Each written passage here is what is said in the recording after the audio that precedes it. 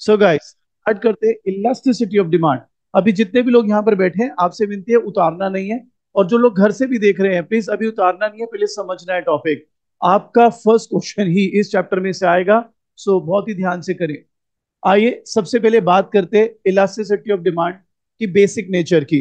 देखो बेटा, जब आप लोग छोटे थे तो आप एक पर्टिकुलर टाइप की ईडी करते थे, लेकिन मैं आपको बता दूं, ईडी वैसे तीन टाइप की होती है बच्चों।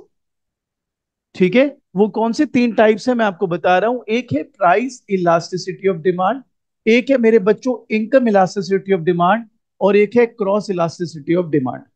ठीक है। आपकी रीडिंग इनकम और क्रॉस के बारे में बहुत ही कम डिफाइनेशन दे रहा है, बहुत कम एक्सप्लेनेशन दे रहा है, तो इसको भी मैं टाइप्स के साथ डिटेल में सिखाऊंगा।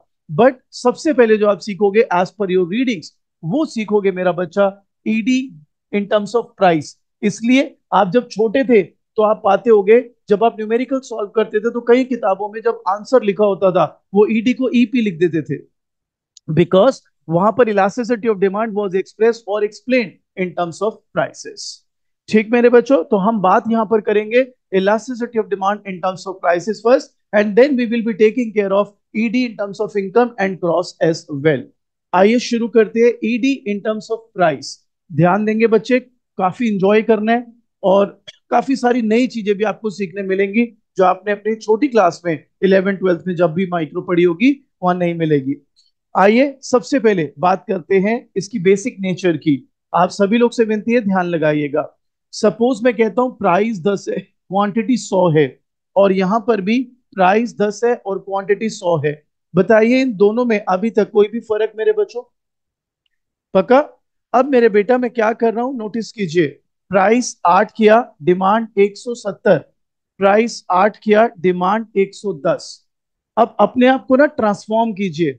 आप जब पिछला चैप्टर कर रहे थे, chapter number 4 theory of demand, अगर मैं स्पेसिफिकली उस टॉपिक की बात करूं, अगर मैं थ्योरी ऑफ डिमांड कर रहा हूं मेरे बच्चों, मेरे लिए ये और ये आर सेम। बच्चा कहता है सेम कैसे? क्योंकि थ्योरी ऑफ डिमांड में आपका कंसर्न सिर्फ था डायरेक्शन पर, कि प्राइस कम हो रहा है डिमांड बढ़ रही है, प्राइस कम हो रहा है डिमांड बढ़ रही है, and we are set, we are done. So you are not bothered about how much demand is increasing, या कितने परसेंट प्राइस में चेंज आया। वहां पर बेसिकली एक तरह से क्वालिटेटिव एस्पेक्ट देख रहे थे, डायरेक्शन देख रहे थे कि प्राइस कम डिमांड ज्यादा, या प्राइस ज्यादा और डिमांड कम। तो मेरे बच्चे आप लोग नोटिस कर लें, अगर आप चैप्टर 4 करते, थ्योरी ऑफ डिमांड करते उसके अंदर से, तो ये चीज और ये चीज वुड हैव रिमेन्ड सेम। बोलो बेटा, ये बात क्लियर सबको, जो भी लोग घर घर से भी देख रहे हैं ऑनलाइन? क्लियर मेरा बच्चा यहां तक? परफेक्ट। अब मेरे प्यारे बच्चों, यहां पर हम बात अब क्या करने वाले हैं, हम इलास्टिसिटी ऑफ डिमांड कर रहे हैं, हम थ्योरी ऑफ डिमांड नहीं कर रहे। सो यहां पर हम देखेंगे मैग्नीट्यूड को। आप बताइए, in this scenario, don't you think percentage change in quantity is greater than percentage change in price? बच्चा कहता है कैसे, मेरे को थोड़ा और इलाबरेट करो, थोड़ा डिटेल में लेके जाओ। आप बताओ, क्वांटिटी में कितने परसेंट चेंज आया है और प्राइस में कितना आया है? 20। ठीक मेरा बच्चा? And if you look at here, you will find percentage change in quantity demand it is less than percentage change in price. बोलो बेटा, क्लियर सबको? ठीक मेरा बच्चा?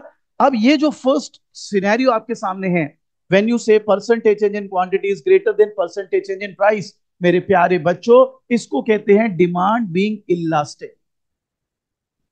क्या कहते हैं बेटा? Demand being elastic.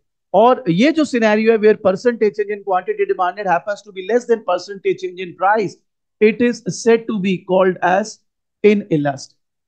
क्या कहते हैं मेरे बच्चों इसको? In elastic. ठीक है, अब मैं इसको और धीरे धीरे ऊपर पुश करता हूं, और बहुत सारी गलत फहमी है जो आपने 11th 12th में अपने दिमाग में डाल ली है, उनको आपको दूर करना पड़ेगा अगर लाइक अ प्रो आपने हिट करना है इस टॉपिक को। तो वो कौन कौन सी गलत फहमी है, आइए उसको भी डिस्कस करते हैं। सबसे पहले जब आप छोटे बच्चे थे तो आपको ईडी का एक फॉर्मूला कराया गया, percentage change in quantity demanded upon percentage change in price. ठीक है, आपका दिल तोड़ूंगा, लेकिन फैक्ट यह है कि जो आपकी मैन्यू की रीडिंग्स है, वो इस फॉर्मूले को कंसीडर ही नहीं करते। अगर मेरे को सिर्फ चलता काम करना हो तो मैं आपको सिर्फ क्या बोलूंगा, ओके बेटा ये वाला फॉर्मूला वो नहीं लगाएंगे, जो आर के लास्ट से या मिड पॉइंट मेथड आपके कॉलेज में बोलते होंगे कि जी उसको लगाएंगे। अरे भाई क्यों लगाएंगे? रीजन तो दो मेरे को। आप तो मेरे को ओवरनाइट चेंज ही कर दिया सारा स्ट्रक्चर। आज तक कहते थे ईडी ये होता है, आप कह रहे हो ये नहीं होता, दूसरा फॉर्मूला लगाओ। You have to have a reason for it, right? वो रीजन मैं आपको दूंगा, मैं लॉजिक दूंगा आपको कि क्यों वो मेथड चेंज कर रहा है। तो धीरे धीरे चलते हैं आगे, और फिर कॉलेज में जो टीचर आपको पढ़ा रहे हैं उनसे पूछो जाके कि don't tell us to change the method, tell us why we are changing it. जब तक आपको वो पता नहीं होगा तो ट्रांसफॉर्मेशन हो नहीं पाएगी बड़ी। ठीक मेरा बच्चा? सो आइए अब बात करते हैं आगे। कम ऑन, ध्यान लगाएंगे बच्चे। So percentage change in quantity demanded upon percentage change in price. अब इसको आप क्या करते थे, आप इसको ऐसे लिख देते थे, change in quantity upon quantity into 100, change in price upon original price into 100। Remember that? और फिर आपको आपके टीचर कहते थे ED is equal to delta Q upon delta P into P by Q. So I am assuming that ये चीजें आपको already मालूम है। ठीक है। अब एक चीज जिस पर आपको काफी लड़ाई वगैरह होती थी स्कूल में, आपके टीचर बड़ा जोर देते थे उस चीज पर। वो जोर पता है किस चीज पर देते थे? नेगेटिव साइन लगाओ, नेगेटिव साइन लगाओ। नेगेटिव साइन नहीं लगाओगे तो नंबर कट जाएगा। आपकी जानकारी के लिए बता दूं, negative sign, I repeat, negative sign लगाते ही नहीं है आपके इस रीडिंग पर। क्यों नहीं लगाते उसका भी रीजन दे रहा हूं। आप बताइए, वन की वैल्यू ज्यादा के टू की? वन ज्यादा या टू ज्यादा? लेकिन अगर मैं -1 और -2 कर दूं फिर कौन सा ज्यादा हो जाएगा? इसलिए आपका रीडिंग कहता है नेगेटिव साइन को इग्नोर करिए, we want higher values to show higher elasticities. समझ गए? रीजन दे रहे हैं हर चीज का। So from now onwards no negative sign. Why? Because your readings want higher value should show higher elasticity. Clear? So no negative sign there. अब बच्चा कहता है सर मगर जो अब आप कह रहे थे मेथड चेंज हो जाएगा वो तो बताओ। वो मैं बता रहा हूं, धीरे धीरे पहुंचूंगा वहां तक। उससे पहले मैं इस पर थोड़ा और काम करूंगा। अगर मैं इसी फॉर्मूला पे चलूं तो डोंट यू पीपल थिंक इसका नाम हो जाएगा ED greater than 1। Sir how? Percentage change in quantity demanded upon price कितना आ रहा है? 3.5 विच इज ग्रेटर देन। अगर मैं इसी का दूसरा नाम दूं तो ये हो जाएगा ED less than 1। How? Sir यहां पे मैं वैल्यू लिख देता हूं, ये 10% था which is less then 20%, 0.5 which is less then 1। Clear? आइए कुछ और नाम भी देते हैं। अगर मैं इसको प्लॉट करूं, डायग्राम दिखाऊं इसका, तो ये 10 पर 100, 8 पर 170। और अगर इसको दिखाऊं, 10 पर 100, 8 पर 110। ये डिमांड कब, ये डिमांड कब बच्चों? इसको क्या बोलेंगे? फ्लैटर। इसको क्या बोलेंगे? स्टीपर। क्लियर? कई कई बारी आप किताब में ये भी देख सकते हैं, एक मिनट में एडमिट कर लूं बच्चे को। हाँ जी, आप ये भी देख सकते हैं कि इसको एक और नाम भी दे दिया जाएगा, मोर देन यूनिट इलास्टिक। और इसको नाम दे दिया जाएगा लेस देन यूनिट इलास्टिक। इसके पीछे की भी साइंस बता रहा हूं। Because ED is equal to 1 is unit elastic. तो ये बताओ, ये ग्रेटर देन 1 है तो इसलिए मोर देन यूनिट इलास्टिक। ये लेस देन 1 है इसलिए less than unit elastic. So guys, अभी तक हमने क्या बेसिक सीखा है पहले उस पर बात करते हैं, फिर कैसे आपको चेंज करना पड़ेगा, कैसे जो आपने अपना स्कूल पे पढ़ा था वो कैसे यहां पर एप्लीकेबल नहीं होगा वो दिखाता हूं। सबसे पहले ईडी 3 टाइप की होती है, प्राइस, इनकम, क्रॉस। तीनों कराएंगे आपको, हालांकि आपकी रीडिंग में इनकम और क्रॉस बहुत ही कम एक्सप्लेन्ड है, हम डिटेल में करेंगे। सबसे पहले हम एक्सप्लोर कर रहे हैं ED terms in terms of price, इसे ईपीबी कहते हैं। हमने यहां पर देखा प्राइस में 20% चेंज आया, डिमांड में 70%। यहां पर हमने देखा डिमांड में 10% चेंज आया, प्राइस में 20%। सो माय पॉइंट इज, अगर मैं थ्योरी ऑफ डिमांड कर रहा हूं तो प्राइस कम डिमांड ज्यादा, प्राइस कम डिमांड ज्यादा, they both will be same for me. लेकिन इलास्टिसिटी ऑफ डिमांड में मैं मैग्नीट्यूड देख रहा होता हूं कि कितने परसेंट चेंज इन प्राइस से कितने परसेंट चेंज इन क्वांटिटी हुआ। सो यहां पर हम देख पा रहे हैं 20% प्राइस में चेंज आया, 70% डिमांड में। यहाँ 20% प्राइस में चेंज आया, 10% डिमांड में। तो अगर percentage change in quantity is more than percentage change in price, उसको बोलना है elastic. If percentage change in quantity demanded is less than percentage change in price, उसको बोलना है इन इलास्टिक। फिर हमने वो फॉर्मूला डिराइव करके दिया जो आप अपना 12वीं 11वीं कक्षा में करते थे, और साथ में हमने आपको बता दिया दैट आपकी करंट रीडिंग कहती है नेगेटिव साइन नहीं लगाना। तो आपको तो स्कूल में जोर दिया जाता था नेगेटिव साइन लगाओ, आपकी रीडिंग कहती है कोई नेगेटिव साइन नहीं लगाना, because they want to show that higher values means higher elasticity. Clear मेरे बच्चों? उसके बाद हमने अलग अलग नाम दे दिए इलास्टिक को, ईडी ग्रेटर देन वन कहते हैं, फ्लैटर कर्व कहते हैं, मोर देन यूनिट इलास्टिक कहते हैं, इसको इन इलास्टिक कहते हैं, लेस देन वन कहते हैं, स्टीपर कहते हैं, और लेस देन यूनिट इलास्टिक भी कहते हैं। क्लियर? तो बच्चों पहले ये उतार लो, उसके बाद बहुत ही interesting concepts are coming your way. यहां तक उतार लीजिए, उतारते हुए कोई डाउट है तो वो भी हमको प्लीज बताएं। चलो, अब पहले इस वो चीज कराएं कि मेथड क्यों चेंज है। एक टॉपिक इसी में मैं ऐड ऑन करूंगा, ये factors affecting ED. Factors affecting ED. तो पहला फैक्टर है बेटा nature, nature of the good primarily.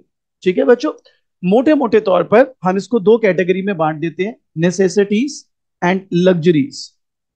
आप बताइए, do you guys consider salt as a necessity? Everybody, जो लोग घर पे भी बैठे हैं, do you guys consider salt as a necessity? Yes और no? Come on tell me, yes, perfect. अब मुझे बताइए, अगर नमक सस्ता हो जाए तो आप दाल में ज्यादा खाओगे, 4 चम्मच ज्यादा डालोगे? वाह वाह, नमक सस्ता हो गया, we should enjoy it more. No ना? तो यानी नेसेसिटी के केस में the moral of the story is, even if prices change, demand में ज्यादा चेंज नहीं आए। बच्चा कहते हैं आपने जान के सस्ते वाला एग्जांपल लिया, व्हाट इफ नमक महंगा हो गया हो? महंगा भी हो गया हो तब भी आपको खाना ही पड़ेगा, you won't be able to change इस demand by much. Make sense guys?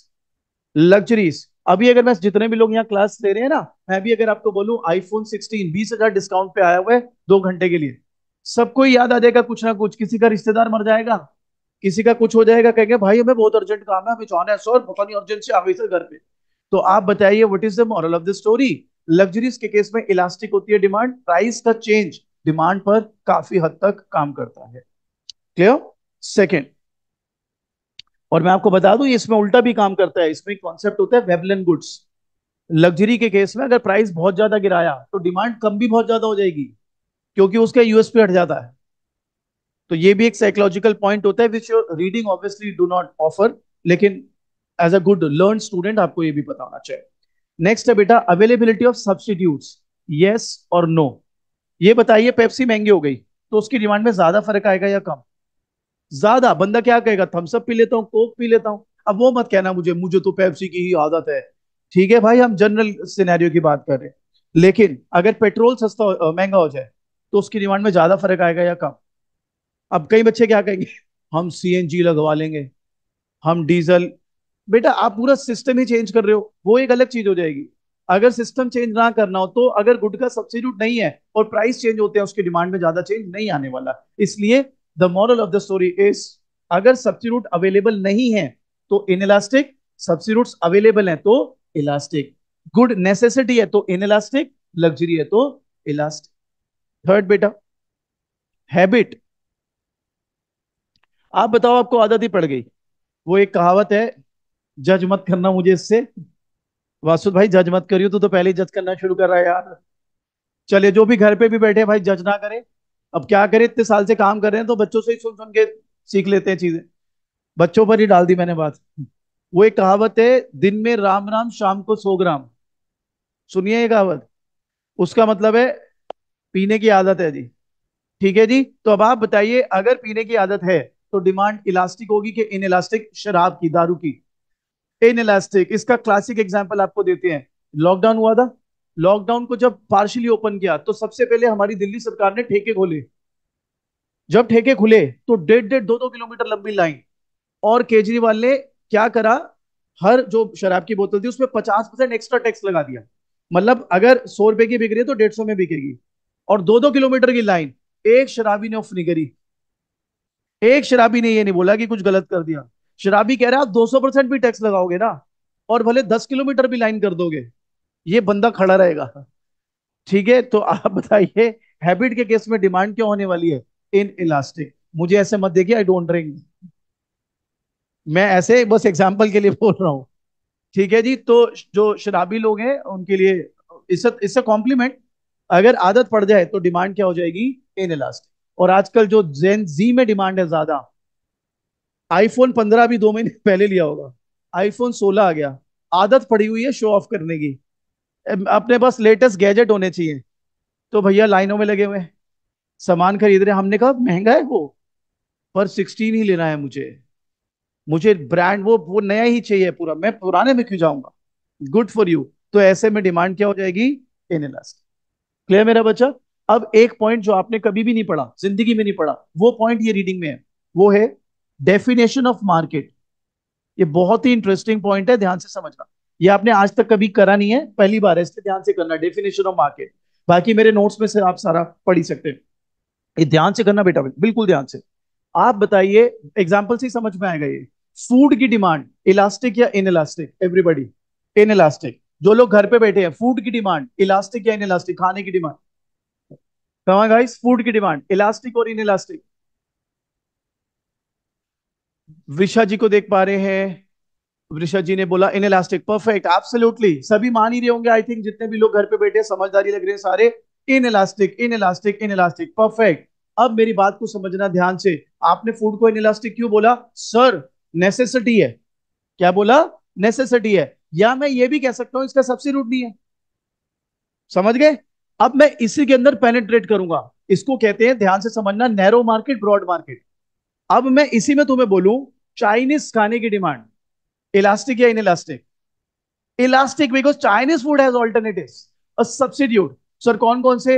आजकल जापानीज कुजीन बहुत चल रही है, इटालियन कुजीन चलती है, अपने देसी नॉर्थ इंडियन वो कुजीन चलती है, और बस 10,000 टाइप की कुजीन्स है।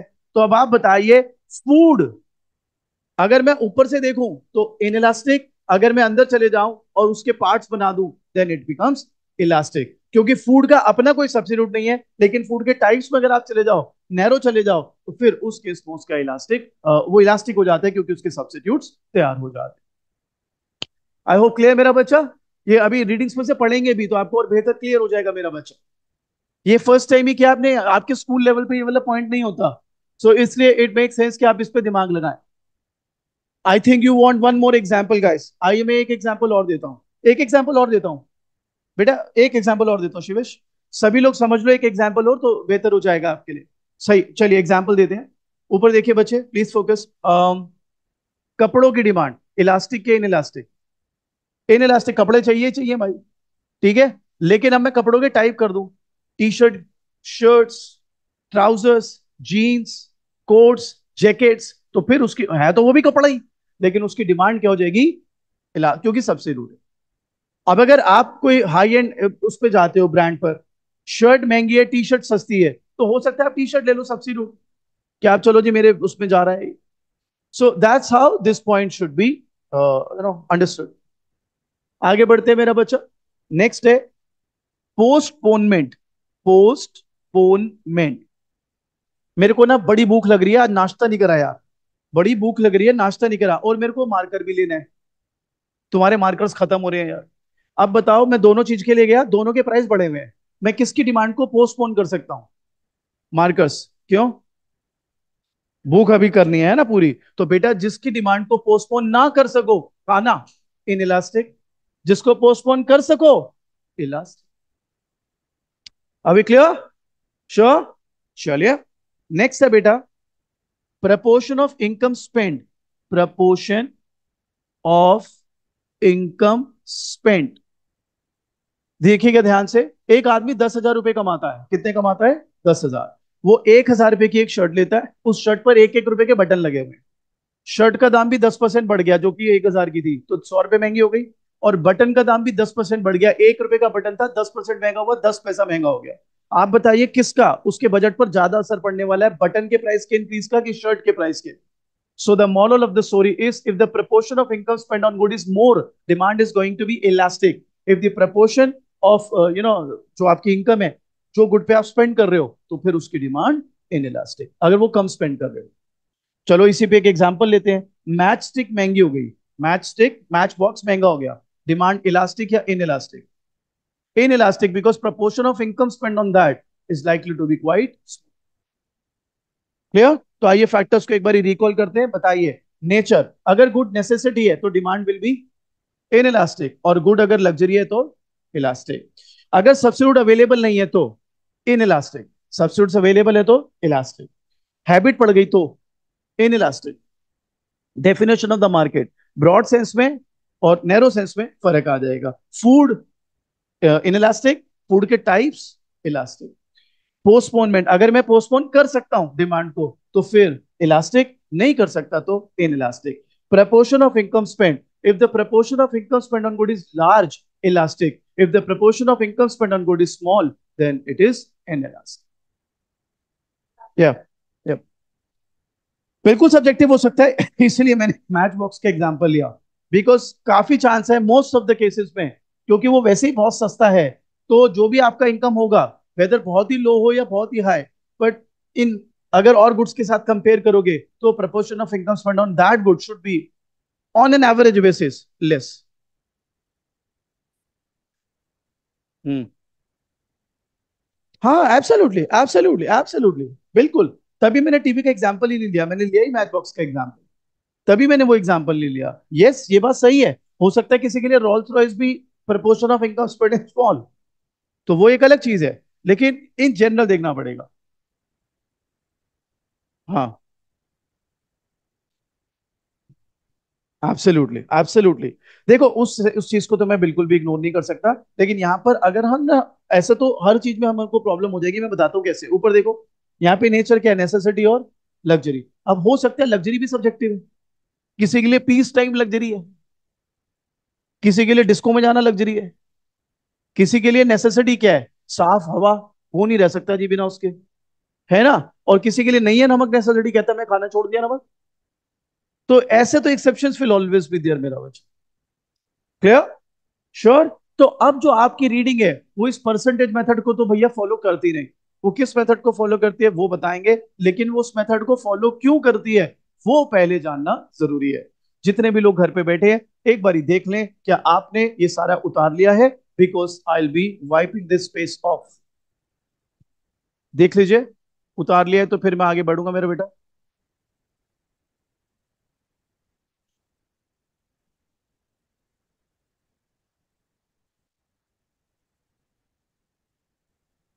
सिर्फ फैक्टर्स अफेक्टिंग ईडी ऐड हो गया, बाकी तो सारा वही था. बहुत ही इंटरेस्टिंग चीज सिखाऊंगा. जो लोग एमए इको एंट्रेंस का पेपर दे रहे होते हैं या एमकॉम एंट्रेंस का पेपर दे रहे होते हैं डी स्कूल से, बाद में टीचर लगते हैं, उनको मैंने बहुत ये वाली चीज सिखाई है. और मैं इतना शौक होता था कि यार ये टीचर बनेंगे जाके, आगे ये कांड ही कर देंगे. तो वो चीज अभी सिखाता हूँ आपको, बहुत ही इंटरेस्टिंग है. और अगर आपके साथ स्कूल में ये हादसा हुआ है तो फिर आपके लिए तो बहुत ही इंपॉर्टेंट हो जाएगा.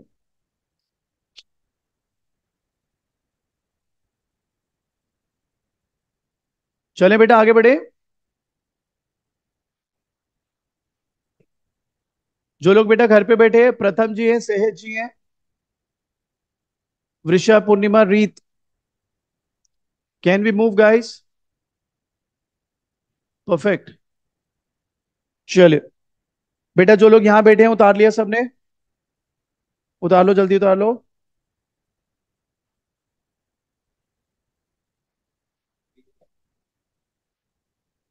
अ very interesting concept coming your way. जहां से पेव होगा रास्ता उस चीज का, जो आपकी रीडिंग कहती है कि भाई we are not a big fan of this method. बताओ, पूरी जिंदगी आपने ये मेथड करा और आज आपको जाके बोल दिया हटाओ इसको. रोज आपको बोला कि भाई सूर्य नमस्कार करना है पूरी जिंदगी, और अब आपको बोला मत करो. तो ये तो पूरा बिलीफ सिस्टम ही हिला दिया. आइए, वो बिलीफ सिस्टम क्यों हिला रहा है आपका वो आपको सिखाता हूँ. रीडिंग आप जितनी मर्जी दिमाग मार लो, वो नहीं बताएगा क्यों. ये मिटा दो जी. चलो. तो बेटा, अब मैं जो आपको टॉपिक ले रहा हूं उसके अंदर ही छुपा है आंसर. तो मैं इसमें ऐड कर देता हूं, ऐसे लिख देता हूं, टाइप्स ऑफ ईडी. प्लीज ध्यान देंगे सब लोग. टाइप्स ऑफ ईडी पहले समझ लें फिर उतारना. और इसमें पंगा कहां पड़ेगा? हो सकता है स्कूल में आपके साथ हादसा हुआ हो ये, तो ये हादसे को अब आपको वापस रीलिव करना पड़ेगा. थोड़े जख्म को मैं आपको हरे करूंगा. अगर नहीं हुआ आपके साथ ये हादसा तो कोई बात ही नहीं है. हाँ जी, तो टाइप्स ऑफ ईडी है पांच. एक तो ये हो गई इलास्टिक, एक हो गई इन इलास्टिक, तीसरी यहां पे लिख देता हूं परफेक्टली इन इलास्टिक. अब परफेक्टली इन इलास्टिक में क्या है आप देख लो. Even if price changes, even if price changes, quantity demanded does not change at all. इसको क्या बोलते हैं? ED is equal to zero. Sir ये कब पॉसिबल है सर, ये ऐसा कैसे हो सकता है सर? भाई भगवान ने तेरे को बीमारी दे दी कोई, भगवान ना करे, लेकिन उसमें डॉक्टर ने बोला कि तेरे को हर रोज ये इंजेक्शन लगाना है. ठीक है. अब आप बताओ, इंजेक्शन महंगा हो या सस्ता हो, लगाना तो पड़ेगा ही. स्टॉक कर लेंगे, मैंने मान लिया एक मिनट के लिए, आप इनकी बात समझो। ये कहते हैं जी सस्ता हो गया इंजेक्शन तो मैं स्टॉक कर लूंगा। क्वांटिटी एक ही यूज करोगे आप, क्वांटिटी डिमांडेड जो है वो तो उतनी है। अगर आप स्टॉक कर लेते हो ना इन अ वे, तो ना माइक्रो की थ्योरी के हिसाब से you will not be considered as a consumer any. Consumer का वो काम नहीं है, आप फिर वो सेलर या प्रोड्यूसर की कैटेगरी में आ जाओ। बाकी कर सकते हो, कोई दिक्कत नहीं है, लेकिन फिर खराब होने का चांस और वो सब, स्टोरेज की कॉस्ट वगैरह वो सब भी आपको कंसिडर करनी पड़ेगी। अब मुझे पता है आपके दिमाग में जब मैं फ्रिज में डाल दूंगा क्या दिक्कत है, तो डाल सकते हो, लेकिन यूजली ऐसा होता नहीं। सो आप बताइए, लाइफ सेविंग ड्रग्स के केस में don't you think it is a perfectly possible case कि डिमांड में कोई चेंज ही ना आए, इवन इफ प्राइस बढ़ रहा है या घट रहा है? नहीं, जो अगर अफोर्ड नहीं कर सकते तो वो जिंदा कैसे हैं? हमने एग्जाम्पल ही लाइफ सेविंग ड्रग का लिया जी। तो मतलब सपोज आप पहले अफोर्ड नहीं कर पा रहे थे, अब लाइफ सेविंग ड्रग सस्ती हो गई, आपने कहा ठोको इंजेक्शन मुझे, अब मैं भी देखूं क्या है इसमें। चलिए आगे बढ़ते। Fourth, perfectly elastic. Perfectly elastic demand, ध्यान लगाएंगे इस केस में। देखो बहुत ज्यादा गलत फहमियां रहती है इसको लेके। डायग्राम क्या बन रहा है, प्राइस में कोई चेंज नहीं और quantity changes to any extent, इसलिए इसको क्या बोलते हैं, ईडी, इनफाइनाइट। अब मेरी बात समझ लो, लोग सवाल ही नहीं करते यार, फिर कहते हैं इकोनॉमिक्स बड़ी मुश्किल। सवाल ही नहीं करते, सवाल बनता है इसमें। अब पहले मैं आपको बेवकूफ बनाता हूँ, और बेवकूफ मैं इसलिए आपको कह रहा हूं कि बेवकूफ बना रहा हूं ताकि आप ध्यान दो, नहीं तो आपको पता नहीं चलेगा कब बेवकूफ बना दिया मैंने आप। तो अगर मुझे परफेक्टली इलास्टिक डिफाइन करना है तो मैं पता है क्या डिफाइन करूंगा, ये चित्र देखकर, when there is no change in price but demand changes to any extent. When there is no change in price but demand changes to any extent. बच्चा कहता है तो उसमें बेवकूफ क्या बना रहे हो आप, यही तो डायग्राम है। भाई मैं उस टीचर को वहीं पर रोक दूंगा, मैं कहूंगा एक बार दोबारा बताना क्या होता है परफेक्टली इलास्टिक। टीचर कहेगा अरे अभी तो बताया, when there is no change in price but demand changes to any extent. अब मैंने वहीं पे दो जगह पे घेर लेना। पहला, मैंने कहा ऐसे कैसे पॉसिबल है, वो आपको और ज्ञान देगा। बेटे अदर फैक्टर्स की वजह से इनकम बढ़ गई, सब्सिट्यूट सस्ते हो गए, महंगे हो गए, कॉम्प्ली। और जो 99.9% बच्चा इवन इफ इंटेलिजेंट है, पैरों में गिर जाएगा टीचर की, कहेगा वाह यार क्या पढ़ाया यार। अबे पढ़ाया वढ़ा नहीं, बेवकूफ बना दिया आपको। आप कहोगे उसमें बेवकूफ क्या बना दिया, बताता हूं। दोबारा पूछो उस टीचर से ईडी की डेफिनेशन परफेक्टली इलास्टिक में। Sir when there is no change in price but demand changes to any extent. अब उसको वहीं पकड़ लो और बोलो ईडी की डेफिनेशन क्या है। वो बोलेगा ED is the degree of responsiveness of change in demand due to change in, ED is the degree of responsiveness of change in demand due to, समझो बात को। डेफिनेशन में क्या है, responsiveness of change in demand due to price change कहां हुआ है,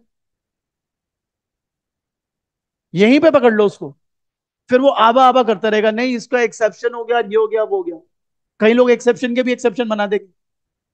ऐसे नहीं होगी पढ़ाई भाई, पढ़ाई होगी तरीके से। अब आपका सवाल क्या आना चाहिए, तो सर चित्र तो आपने भी वही बनाया, भाई चित्र तो वही बनाया जो वो बोल रहा है, when there is no change in price but demand changes to any extent. तो आप जो ज्ञान दे दो हमें, तो मैं आपको बताता हूं ये नेग्लिजिबल चेंज इन प्राइस है, इसलिए दिखा नहीं पा रहे। बच्चा कहता है यार ये कब पॉसिबल है, बताता हूं।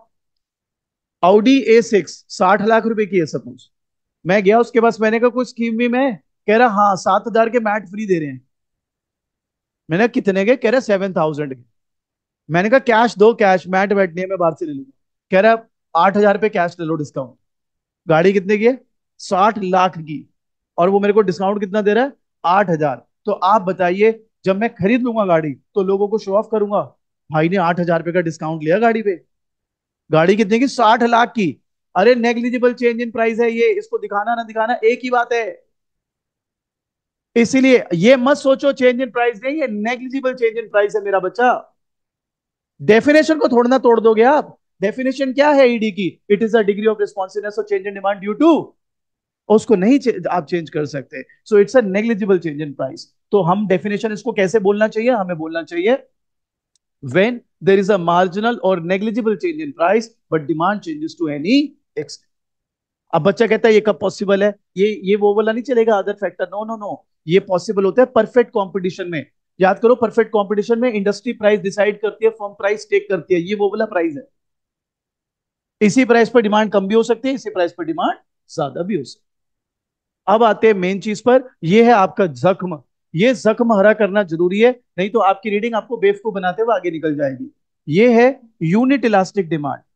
यूनिट इलास्टिक डिमांड, और यूनिट इलास्टिक डिमांड क्या कहते हैं? When percentage change in quantity demanded is equal to percentage change in price. ये हो गया ईडी इज इक्वल टू 1। बच्चा कहते हैं इसमें दिक्कत क्या है? दिक्कत पता है क्या है? मैं एक शेड्यूल बना रहा हूं, प्राइस 10, क्वांटिटी 100, प्राइस 5, क्वांटिटी 150। आप बताओ, don't you think percentage change in quantity demanded 50% और परसेंटेज चेंज इन प्राइस भी कितना?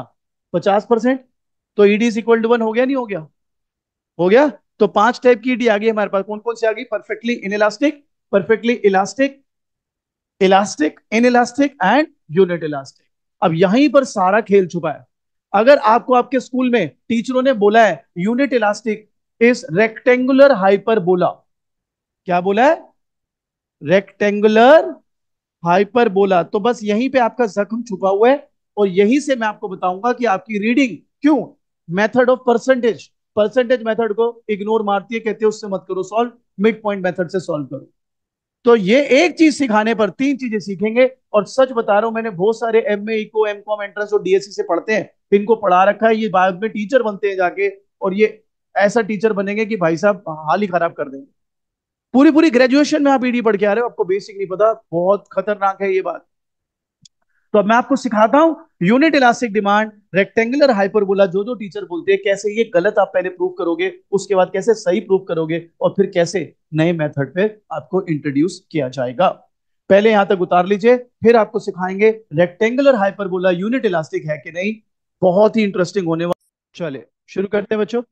तो अब मैं आपको बताऊंगा कि क्या चीज गड़बड़ है जो आपको स्कूल लाइफ में बताई गई, और सबसे बड़ी बात, क्यों आपका रीडिंग अब जो आपका पुराना मेथड है उसको कंसीडर करने में थोड़ा सा रिलक्टेंट है।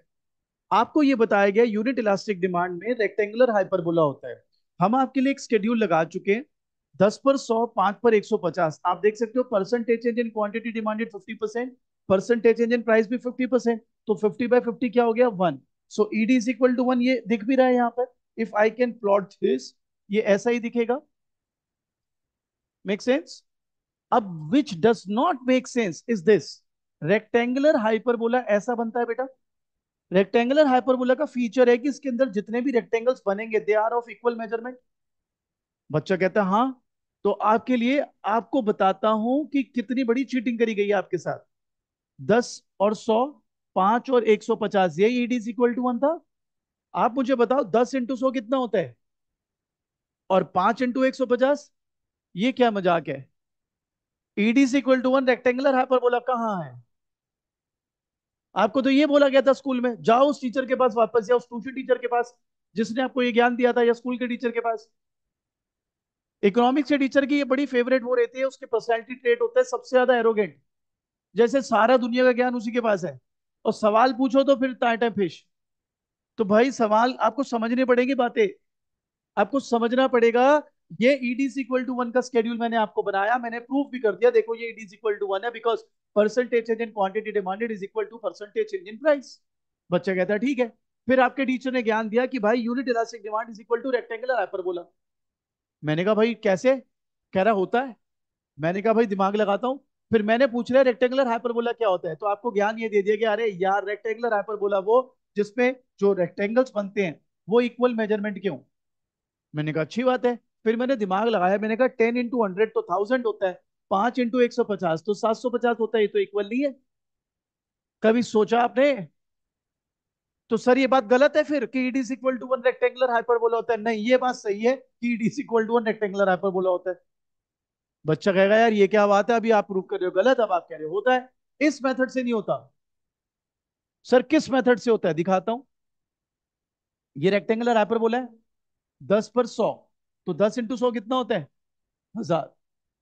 5 पर 200 कितना हो गया? 1000। तो हो गया ना रेक्टेंगुलर हाइपरबोला।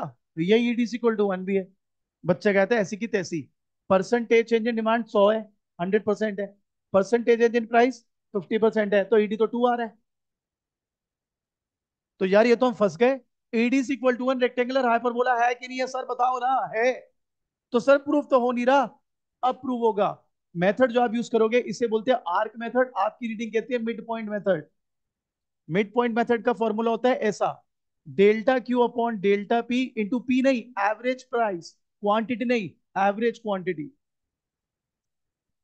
आप अभी तक क्या ले रहे थे, delta Q by delta P into P by Q, अब क्या लोगे, delta Q upon delta P into average price upon average quantity. तो सर इससे बात बन जाएगी, बिल्कुल बनेगी, देखिए कैसे बनाते हैं बात। बताइए डेल्टा क्यू कितना है सर, 100, डेल्टा पी 5, सर 5 - 10 है सर, नेगेटिव, नेगेटिव साइन नहीं लेना भाई, बताया तो था। इनटू एवरेज प्राइस, भाई 10 + 5 15, 15/2 7.5, क्वांटिटी की एवरेज 100 + 200 300, 300 डिवाइडेड बाय 2 150। भाई साहब सॉल्व कर लो, 1 आ गया। So ED is equal to 1 is rectangular hyperbola with two methods, not the percentage method, either through midpoint method और the total expenditure method, जो आपकी reading आपका कॉलेज का टीचर आपको बुलाएगा टोटल रेवेन्यू मेथड के नाम से, जो कि आप करेंगे अभी, वो भी करेंगे भाई। सो बताइए ये बात समझ आई जो मैं समझाने की कोशिश कर रहा हूं आपको, कि भाई ED is equal to 1 rectangular hyperbola है, but not through percentage method, through arc method और mid point method. And that is the main reason आपकी reading is not going to solve the back questions with percentage method, they are gonna solve it through mid point method. तो कहीं आपने back question try करे हो, आपके answer match ना कर रहे हो, तो चांसेस आर आप परसेंटेज मेथड से सॉल्व कर रहे हो, इसलिए वो टैली नहीं हो रहे, आपको मिड पॉइंट मेथड से सॉल्व करने हैं, फिर वो टैली होंगे। किसी का कोई भी सवाल please feel free to ask, जो लोग घर से देख रहे हैं वो भी, और जो लोग यहाँ बैठे हैं वो भी। यस गाइस, कोई डाउट, रीत जी, वृषा जी एंड पूर्णिमा जी, कर लो डाइजेस्ट कर लो, अभी अगर समझ रहे हो तो समझ लो पहले, नो वरीज, नो डाउट, बहुत बढ़िया। अब ये बताओ कॉलेज में बताया था ये मिड पॉइंट मेथड, तो फॉर्मूला बता दिया, ये बताया था कि मिड पॉइंट मेथड यूज क्यों करना है, क्यों।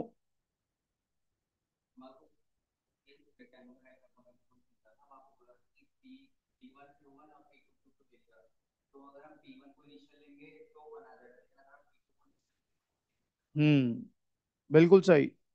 देखिए जो आपकी रीडिंग बताती है, जो हमारे भाई ने भी बताया, कि देखो अगर हम मिड पॉइंट मेथड की एक और एडवांटेज की बात करें, तो इसमें क्या होता है, अगर आप इनिशियल चेंज कर लोगे, जैसे चेंज इन प्राइस क्या है, P1 and P2, तो आप P1 लोगे तो अलग आंसर आ जाएगा, P2 लोगे तो अलग आंसर आ जाएगा। सो दे वांट एक सेम आंसर आए, इसके लिए भी एवरेज प्राइस लिया जा रहा है। इसका क्या मतलब है मैं समझाता हूं। मैंने आपसे कहा प्राइस 10, क्वांटिटी 100, प्राइस 8, क्वांटिटी 120, मैंने बोला ईडी निकालो।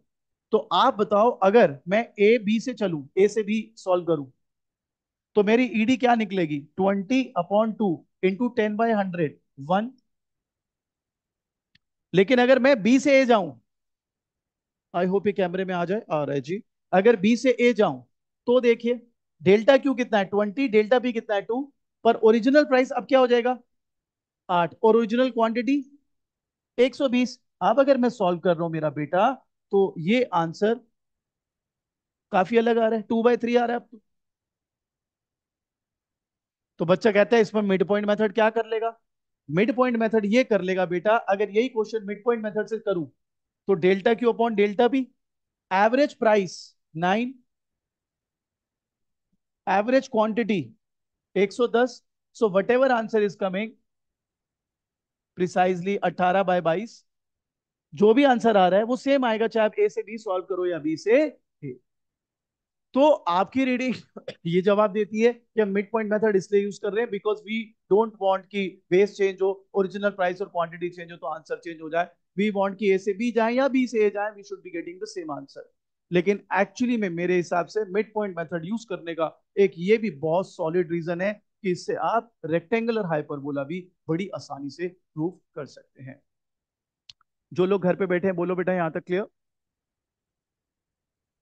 यस गाइस, जो भी लोग घर बैठे हैं, रीत जी, वृषा जी, पूर्णिमा जी, या डन, बहुत बढ़िया। रीत बेटा ब्रेकफास्ट कर रही है, सो रही है बेटा, नो जवाब रीत। Watching test match. बारिश हो गई है। अच्छा। रीत कहाँ गई बेटा?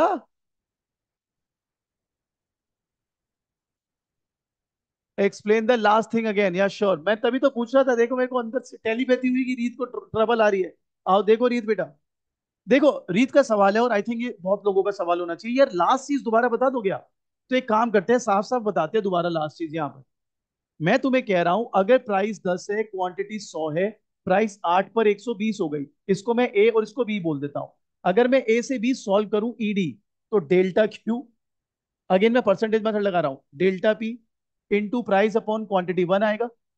अगर मैं बी से ए सॉल्व करूं, तो 20/2 इंटू 8/120, 2/3 आएगा। आप बताओ आंसर सेम है या अलग अलग है मेरे बच्चों? अलग अलग। लेकिन अगर आप मिड पॉइंट से यूज करते हो, तो फिर आप चाहे ए से बी जाओ, चाहे बी से ए जाओ, एवरेज तो सेम ही आनी है दोनों से। तो फिर जो भी आपका आंसर आ रहा है, सपोज ये आ रहा था, it is gonna remain same. So even if the base change, either you're going from A to B or you're going from B to A, your answer is gonna remain same. रीत समझ आई बात मेरे बेटे को? या perfect. यहां तक clear सबको? चलिए। अब अनफॉर्चुनेटली ना यहाँ पे एक एंट्रेंस की क्लास क्लैश हो गई है। सो आज थोड़ी सी क्लास हमको कट शॉर्ट करनी पड़ेगी। पर अगली क्लास में मैं कंपनसेट कर दूंगा आपको। और ऑब्वियसली पूरा चैप्टर खत्म करके ही दूंगा। इन केस किसी का टेस्ट वगैरह हो, तो मेरी जो ऑलरेडी रिकॉर्डेड वीडियोस है मैं वो शेयर कर दूंगा, आप वहां से कर सकते हो। और अगर आप लोग चाहो तो कल जैसे छुट्टी है, ईद है, या ईद नहीं है क्या है, सॉरी परसों परसों परसों गांधी जयंती, वो वेनेसडे को है। अच्छा, आई थॉट ट्यूसडे को है। वेंसडे को है। अगर आप लोग जो घर पे बैठे हैं वो तो कर ही सकते हैं। क्या वेनेसडे एक एक्स्ट्रा क्लास रख लें? Can we? सुबह सुबह रख लेते हैं, 9-10 बजे। 7 बजे तो will be too early. Perfect. तो एक काम करेंगे ना, सुनो सुनो, इस Wednesday we are keeping one extra class, जिसमें ईडी की रीडिंग खत्म कर देंगे। वो आपने कॉलेज में सुना होगा, वो फार्मर वाली एप्लीकेशन, ओपेक वाली एप्लीकेशन, वो ड्रग इंटरडिक्शन वाली। 2 पैसे की नहीं है वो, आपको जबरदस्ती वो बना रखा है उसका। जब सिखाऊंगा आपको बहुत आसानी से समझ आ जाएगी। तो वेनसडे वो खत्म करते हैं, फिर संडे की क्लास में बैक क्वेश्चंस करेंगे ईडी के। ठीक है? So Wednesday the class is on. Timing की कंफर्मेशन ग्रुप में आ जाएगी। आप लोग बाकी उतारो, जो लोग अभी, जिन्होंने अभी नहीं किया उतार लो। हाँ बेटा।